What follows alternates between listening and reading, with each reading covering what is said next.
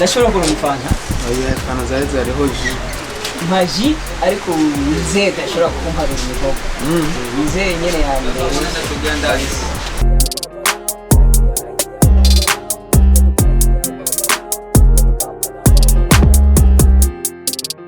Hali amavuta? Amavuta arahari.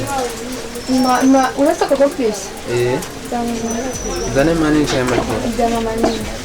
Sisi ni sawa umengo uri mushashe muri quartier yacu Hapana, ndetse kubonya mbutabunze. byasoguri ashaka mvuga ikintu mu buzima bwanje ntaravuga cyangwa nkakunda kuvuga yamba narakivuze sinzi ndavyibuka uraberewe Thanks.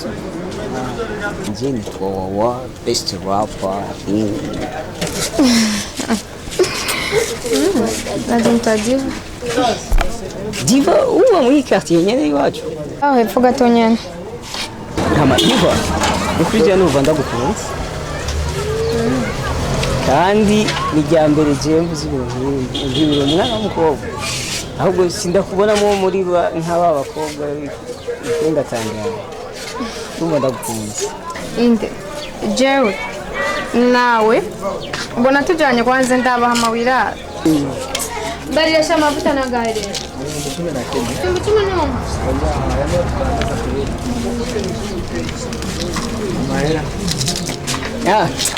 Mahera se narinzi ko narishe mu mbabari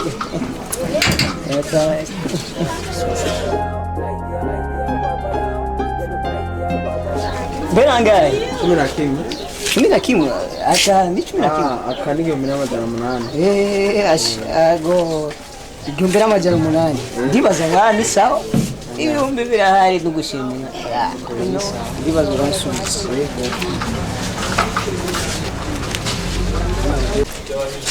sawa Wali wavuze kutonana.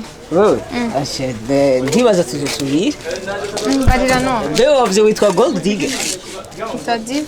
Diva sawa rero tuzosubira kubera Kugiye none utambarira. tuzosubira Tora basi nimero yawe. ayitore ndakubwirira kandi wari kurangira